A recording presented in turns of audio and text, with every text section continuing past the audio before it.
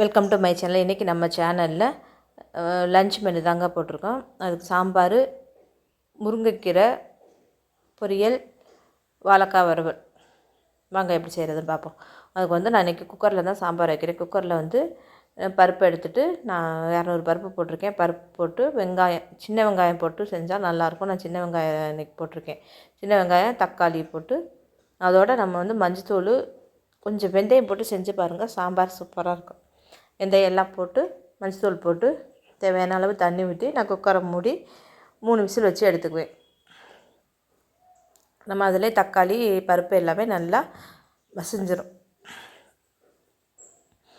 அப்புறம் நான் இன்றைக்கி முள்ளங்கி போட்டு சாம்பார் வச்சுருக்கேன். வெள்ளை முள்ளங்கி உடம்புக்கு அவ்வளோ நல்லதுங்க. முள்ளங்கியெல்லாம் வாரத்தில் ஒரு முறை சாம்பார் வச்சு சாப்பிடுங்க. தேவையான அளவு புளி ஊற வச்சுருக்கேன். நம்ம தக்காளியும் புளியும் பேலன்ஸ் பண்ணி போட்டுக்கணும். தக்காளி பாருங்கள் நல்லா வெந்துருச்சு. தக்காளி, பருப்பு எல்லாமே நல்லா வெந்து வந்திருக்கு. பருப்பு ரொம்ப கரைஞ்சிட்டாலும் நல்லா இருக்காது. கொஞ்சம் இதாக இருந்தால் தான் நம்மளுக்கு சாம்பாருக்கு நல்லாயிருக்கும். அதுக்கப்புறம் நான் முள்ளங்கியை வதக்கிட்டு இதில் சேர்த்துட்டேன். முள்ளங்கியை சும்மா நம்ம போடக்கூடாதுங்க, வதக்கிட்டு தான் போடணும். வதக்கிட்டு போட்டால் தான் அது வாடை இல்லாமல் இருக்கும். இல்லைன்னா முள்ளங்கி ஒரு ஸ்மெல்லு வரும். அதனால் அதை வதக்கிட்டு போட்டுட்டு அதுக்கப்புறம் அது நல்லா வெந்ததுக்கப்புறம் நான் மஞ்சத்தூள் முதலே போட்டாச்சு. மிளகாத்தூள் 2 ஸ்பூன் மிளகாத்தூள் போட்டுட்டு, சாம்பார் தூள் இருந்ததுன்னா அதே நீங்கள் போட்டுக்கலாம். நான் தனி மிளகாத்தூள் போட்டு மல்லித்தூள் ஒரு ஸ்பூன் அளவு போட்டிருக்கேன். போட்டுட்டு நல்லா மிக்ஸ் பண்ணிவிட்டு நல்லா கொதிக்க விட வேண்டியதுதான். மிக்ஸ் பண்ணிவிட்டு கொஞ்சம் நேரம் கொதித்ததுக்கப்புறம் நம்ம புளி ஊற வச்சுருக்க புளியையும் கரைச்சி இதில் ஊற்றிடணும். நம்ம பருப்பு வெந்ததுக்கப்புறம் முள்ளங்கியை நல்லா வதக்கிட்டு போட்டு அதுவும் நல்லா வெந்ததுக்கப்புறம் தான் நம்ம மிளகாத்தூள், மல்லித்தூள் போட்டுட்டு நம்ம புளி ஊற்றணும். புளி ஊற்றி தேவையான அளவு தண்ணி ஊற்றி நல்லா கொதிக்க விடணும். நல்லா கொதித்து வந்ததுக்கப்புறம் நம்ம தாளிச்சிக்க வேண்டியதுதான். நான் அது முள்ளங்கி வதக்கின சட்டியிலே அப்படியே தாளிச்சிட்டேன். சட்டி இப்போ எண்ணெய் ஊற்றி எண்ணெய் காஞ்சது கடுகு, பருப்பு, ஜீரகம் போட்டுட்டு பெருங்காயத்தூள், கண்டிப்பாக பெருங்காயத்தூள் போட்டு சாம்பார் வைங்க. அப்போ தான் நல்லாயிருக்கும். அதே மாதிரி கருவேப்பிலை போட்டு நம்ம சாம்பாரில் சேர்த்துக்கிற வேண்டியதுதான்.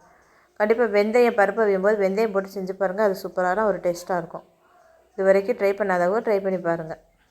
கடைசியாக இறக்க போகையில் தாளித்து ஊற்றிட்டு இறக்க போகையில் மல்லித்தலை தூப்பி நம்ம இறக்க வேண்டியதுதான். நல்லா ரொம்ப சத்தான முள்ளங்கி சாம்பார் ரெடி. அதுக்கப்புறம் நம்ம முருங்கைக்கீரை, இரும்பு சத்து நிறைந்த முருங்கைக்கீரையை வாங்கி வச்சுருக்கேன். முருங்கைக்கீரைனாலே எங்கள் வீட்டில் பிடிக்காது பிள்ளைங்களுக்கு.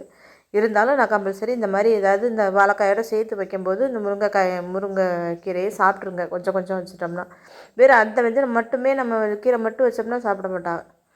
எண்ணெய் ஊற்றி எண்ணெய் காஞ்சதும் கலந்தம்பருப்பு போட்டு, வரமிளகா போட்டு, இதுக்கும் சின்ன வெங்காயம் நைஸாக கட் பண்ணி போட்டால் நல்லாயிருக்கும். ஆனால் இன்றைக்கி நான் சின்ன வெங்காயம் போடலை, இல்லை பெரிய வெங்காயத்தையே நைஸாக கட் பண்ணி போட்டுட்டேன்.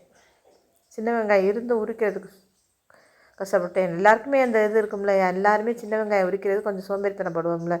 யாரெல்லாம் அந்த மாதிரி சின்ன வெங்காயம் உரிக்கிறதுக்கு கஷ்டப்படுவீங்கன்னு எனக்கு கமெண்டில் சொல்லுங்கள். அதை உரிச்சிட்டு போட்டு பெரிய வெங்காயத்தை கட் பண்ணி போட்டு நல்லா வதங்கினதுக்கப்புறம் நான் கீரையை நல்லா உருவிட்டு கழுவி எடுத்து வச்சுருக்கேன். அதையும் நம்ம இதில் சேர்த்துக்கலாம்.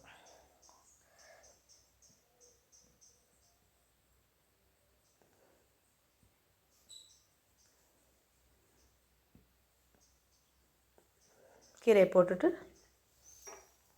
தண்ணி இல்லாமல் நம்ம அடித்து போட்டுட்டு நல்லா கிண்டி விட்டுக்க வேண்டியதுதான். கீரையை நம்ம மூடி வேக வைக்கணும்னு கிடையாது.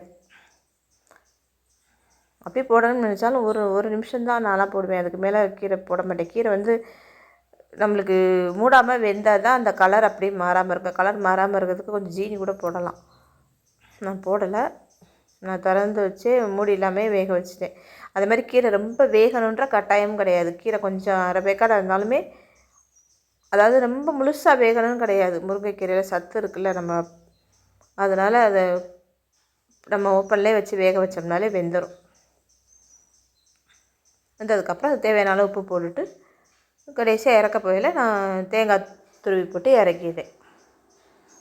தாங்க எவ்வளோ கீரை போட்டோம். கீரை நல்லா வதங்கி வந்துடும் எப்போதுமே முருங்கைக்கீரை மட்டும். அதே மாதிரி தேங்காய் இல்லைன்னா பருப்பு ஏதாவது போட்டு சாப்பிட்டோம்னா அதோட சத்து இன்னும் கொஞ்சம் கூடும். நான் இப்போ சாம்பார் வச்சதுனால இன்றைக்கி பருப்பு போடாமல் தேங்காய் போட்டிருக்கேன். அவ்வளோதாங்க. முருங்கைக்கீரை பொரியல், ரொம்ப சத்தானது. கண்டிப்பாக வாரம் ஒரு முறை எல்லோரும் செஞ்சு சாப்பிடுங்க. அதுக்கப்புறம் இதோட சாம்பாரும் கீரையும் யாருக்குமே பிடிக்காது, காம்பினேஷன் பத்தாதில்ல. அதுக்காக நம்மளுக்கு எல்லாருக்கும் பிடிச்ச மாதிரி ஈஸியானது வாழைக்காய் வறுவலும் செஞ்சாச்சு. பிள்ளைங்க அது இருக்கும்போது இதில் கொஞ்சமாவது சாப்பிடுங்க அப்படிங்கிற நம்பிக்கையில் தான் அப்படி செய்கிறதுனா. எண்ணெய் காஞ்சதும் கொஞ்சமாக சோம்பு போட்டுட்டு கருவேப்பிலை போட்டுட்டு நான் கட் பண்ணி எடுத்து வச்சுருக்கேன் வாழைக்காய், அதையே நம்ம அதில் சேர்த்துக்க வேண்டியதுதான்.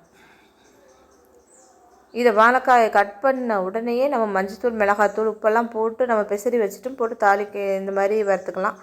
இல்லை இப்படியும் போட்டு நம்ம செஞ்சுக்கலாம். நான் சில நேரம் அப்படி போட்டு வச்சுருவேன், கொஞ்சம் வெள்ளனவே வெட்டிட்டேன்னா. இன்றைக்கி இல்லை அப்போவே வெட்டி அப்போவே செய்கிறேன். நல்லா இந்த எண்ணெயிலே நல்லா கொஞ்சம் நேரம் வதங்கினதுக்கப்புறம் மஞ்சத்தூள்,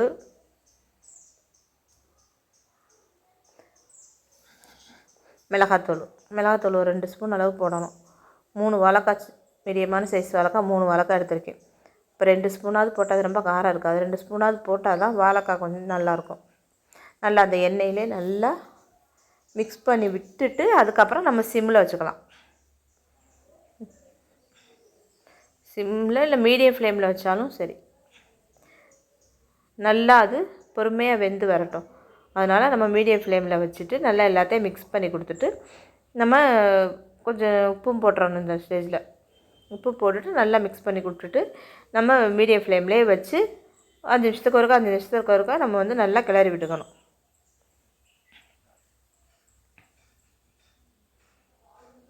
எண்ணெய் ரொம்பவும் ஊற்ற வேண்டாம், அவிச்சிட்டு கூட செய்யலாம். இந்த மாதிரி செஞ்சு பாருங்கள், இது ஒரு முறை நல்லாயிருக்கும். நல்லா எண்ணெயிலே நல்லா வதங்கி வந்துடும் நம்மளுக்கு. இந்த மாதிரி நல்லா எண்ணெயிலே நல்லா வந்துருச்சு. வந்ததுக்கப்புறம் நம்ம இறக்க போகையில் பூண்டு தட்டி போட்டுறணும். கண்டிப்பாக வாழைக்காய் வாய்வுங்க, கண்டிப்பாக பூண்டு போட்டுருங்க. பூண்டு தட்டி போட்டுட்டு நல்லா கிண்டி விட்டுட்டு நம்ம எடுத்துக்க வேண்டியதான். அவ்வளோதான், ரொம்ப ஈஸி தான். வாழைக்காய் வறுக்கிறதுக்கு ரொம்ப டைம் ஆகாது, ரொம்ப வேலையும் கிடையாது. அதனால் இந்த மாதிரி வாழைக்காயும் செஞ்சாச்சு. அவ்வளோதாங்க இன்றைக்கி எங்கள் வீட்டில் மத்தியானத்தில் எங்கள் வீட்டில் லஞ்சு மெனு. முள்ளங்கி சாம்பார். முள்ளங்கியும் ரொம்ப உடம்புக்கு நல்லது. அதே மாதிரி முருங்கைக்கீரையும் ரொம்ப இரும்பு சத்து மிக்கது. வாழைக்காயிலே சத்து நிறையாவே இருக்குங்க. வாழைக்காயை எண்ணெயிலே பொரிச்சு தான் சாப்பிட்ற மாதிரி இருக்குது. வேறு என்ன செய்யலாம்? நம்ம வீடியோவில் ஏற்கனவே வாழைக்காய் வச்சு ஒரு உருண்டை குழம்பு செஞ்சுருக்கேன். அதை வேணால் நம்ம சேனலில் இருக்குது, போய் பாருங்கள். அந்த மாதிரி மெத்தடில் செய்யலாம். இல்லைன்னா உப்பு பொரியெல்லாம் பொரிச்சு தான் சாப்பிட முடியும். இந்த மாதிரி காம்பினேஷன் உங்களுக்கெல்லாம் பிடிச்சிருக்கான்னு பாருங்கள். பிடிச்சிருந்தா நீங்களும் இந்த மாதிரி ட்ரை பண்ணி பாருங்கள். இந்த காம்பினேஷன் பிடிச்சிருந்தா நம்மளோட சேனலை லைக் பண்ணுங்கள், ஷேர் பண்ணுங்கள், கமெண்ட் பண்ணுங்கள். தேங்க்யூ.